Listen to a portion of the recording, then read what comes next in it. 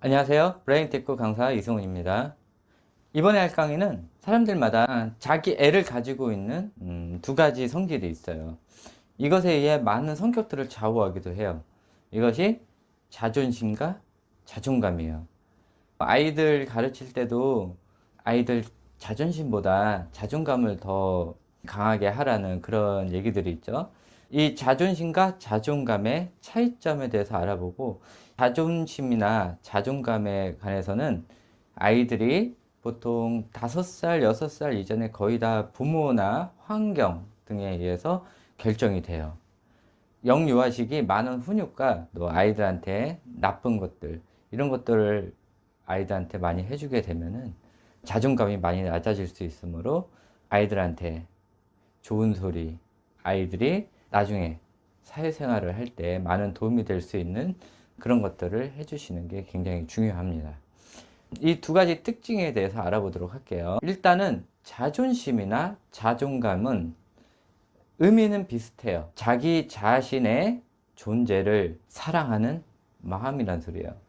이 자존심이라는 거는 남들로부터 자신의 가치나 품위를 지키거나 남들로부터 업신당하지 않거나 뒤처지지 않으려는 것을 얘기를 하며, 남들에게 체면을 세우고 한 집단의 품격을 지키는 모범이 되는 사람을 자존심이 센 사람, 자존심 있는 사람이라고 표현을 해요. 또 자존감은 자기 스스로 소중하거나 유능한 존재로 인정하며 자신을 사랑하고 존중하는 마음을 얘기를 해요. 따라서 자존감이 높아야 자신의 중심을 잡고 성공할 수 있어요. 자존심이 센 사람들은 항상 남을 이용해서 본인을 판단을 해요.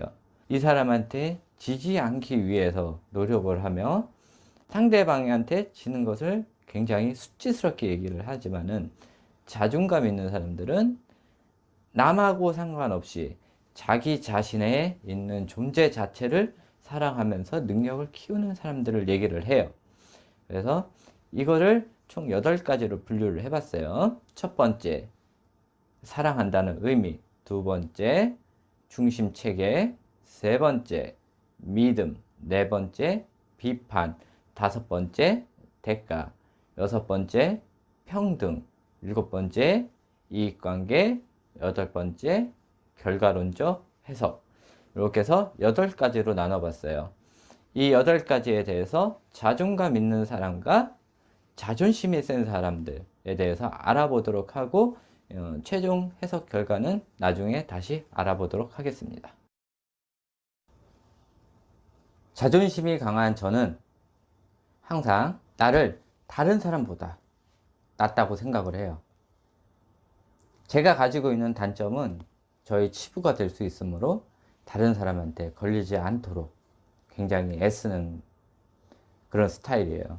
항상 남들보다 우월하고 남들보다 지면 안 되는 경쟁 의식 속에 살고 있어요. 또 남한테 지는 그런 일은 굉장히 치욕스럽다고 생각을 해요. 자존감이 강한 저는 항상 저 자신을 소중하게 여겨요. 또 지금 있는 현실을 인정을 해요.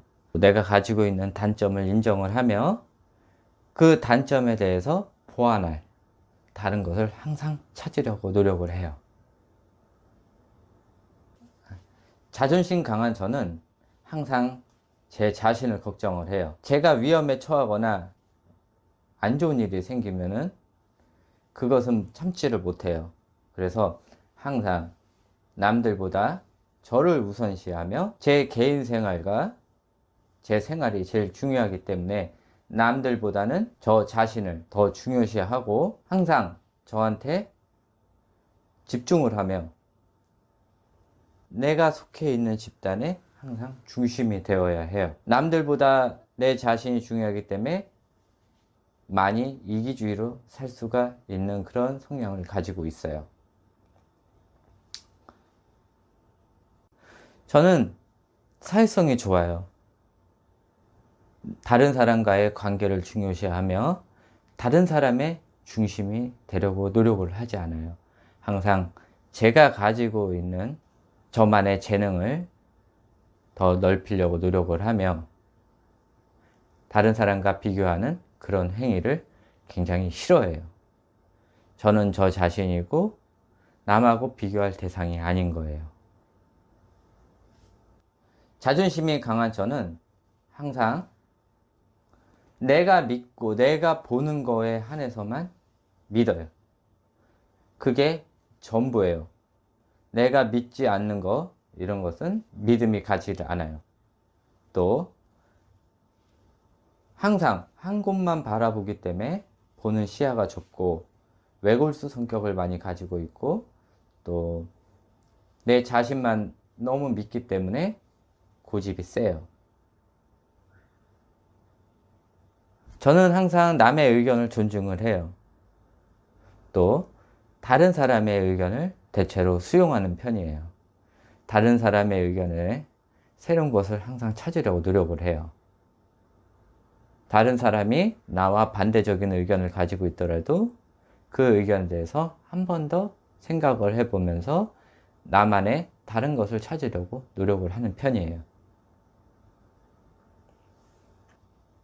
나는 내가 살기 위해 항상 다른 사람을 비판을 해요.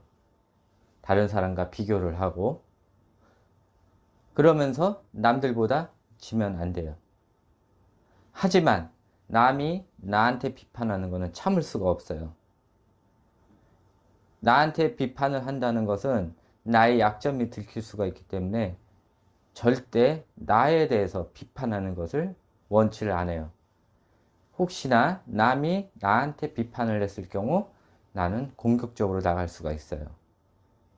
절대 나의 약점이 상대방한테 들키는 그런 불상사가 생겨서는 안 돼요. 혹시나 그 사람이 나의 약점을 알게 됐으면 나는 그 사람한테 무슨 짓을 할지 몰라요. 이것이 나의 특징이에요. 상대방이 나한테 비판을 하면은 저는 저의 단점을 알고 있기 때문에 그거에 대해서 비판을 받아들이며 그 결과를 바꾸려고 노력을 하는 편이에요. 그리고 새로운 한 단계에 발전할 수 있는 디딤돌이라고 생각을 하고 있어요. 저는 어떤 일을 하거나 남한테 뭐를 해주거나 대가가 없으면 움직이지 않아요. 나한테 뭔가 들어오는 게 있어야 나는 다른 사람을 도와줄 수가 있어요. 항상 나한테 돌아오는 거, 그것이 있어야 저는 움직여요. 저는 대가가 없어도 내가 필요하다고 생각되면은 다른 사람을 도와주고 해주는 편이에요. 하지만 상대방이 나를 이용해 먹으려고 그렇게 하는 경우가 굉장히 많아요. 지금 같은 나쁜 사람들이 많은 이런 현실 속에서는 솔직히 그 부분이 굉장히 힘든 일이에요. 모든 사람은 평등하지 않아요. 위, 아래가 있어요. 나는 항상 위가 되려고 노력을 해요. 그러기 위해서는 다른 사람을 짓밟을 수가 있어요. 그 사람의 약점을 찾아서 나는 그 사람 위로 올라가야 돼요. 하지만 나보다 위에 있는 사람한테는 복종을 해요. 그것이 내가 살아갈 수 있는 길이에요. 모든 사람은 평등하다고 생각해요. 직업의 귀천도 없다고 생각해요. 사람과 사람 사이에 상하관계 별로 중요하지 않다고 생각을 해요. 권위주의 의식, 누군가 내 위로 서려고 하는 것들, 그런 것들을 굉장히 싫어하는 편이에요. 모든 사람은 평등해요. 항상 나는 하루 종일 누구랑 비판하고 비교를 하고 그에 대해서 내가 졌을 때는 항상 우울해 있어요. 굉장히 많은 스트레스를 받고 있고 이 스트레스 받은 것을 꼭 누구한테 풀어야 직성이 풀려요. 그래서 저는 누군가 나의 스트레스를 풀어줄 상대가 항상 필요해요. 그 사람이 힘들어도 상관이 없어요. 일단 내 자신이 편해야 되기 때문에 상대방이 힘들어도 상관은 없어요. 저는 어떤 일을 하는데 이익관계보다는 이 사람과 저 사람과의 사랑관계를 굉장히 중요시해요. 나는 나한테 돌아오는 게 있어야 상대방을 도와줄 수 있어요. 나한테 돌아오는 게 한 개도 없으면은 나는 상대방을 도와줄 의리가 없어요. 나는 나의 이익이 굉장히 중요하기 때문에 상대방 별로 의미가 없어요.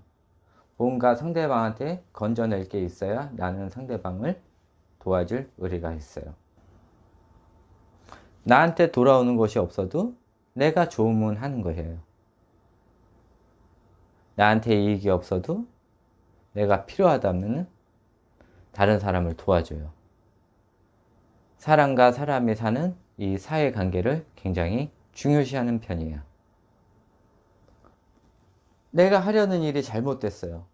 그러면은 이것은 무조건 나랑 같이 일했던 사람, 내 주위에 있는 사람 탓이에요. 나는 잘못한 게 하나도 없어요. 뭐든지 무조건 상대방 탓이에요. 나는 완벽하기 때문에. 나의 잘못을 찾으려도 찾을 수가 없어요. 나는 완벽한 존재이기 때문에. 나의 약점은 숨겨야 되는 그런 중요한 것이기 때문에 남한테 약점을 들키면 안 되고 무조건 남이 다 잘못한 거예요. 나는 잘못이 없어요. 어떤 일에 잘못된 결과가 생겼으면은 내가 했던 그 과정을 한번 돌이켜 보면서 내 자신의 내가 고쳐야 될 부분, 이 부분을 찾도록 해요. 다른 사람을 원망을 안 해요. 다른 사람보다 내 자신, 내가 잘못한 거를 인정을 하고 그에 대해서 새로운 거, 또 그에 대한 반성을 하는 편이에요. 다른 사람을 웬만하면은 원망하지 않으려고 노력을 하는 편이에요. 자, 두 분류의 사람들에 대해서 얘기를 들으셨죠? 사람은 자존감이 세거나 자존심이 세거나 두 개가 같이 동시에 센 사람들은 거의 드물어요. 보통 자존심이 센 사람들은 자존감이 약하고 자존감이 센 사람들은 자존심을 그래도 웬만큼 올려야 혼자만 사는 세상이 아니니까 다른 사람한테 인정을 받을 수가 있어요.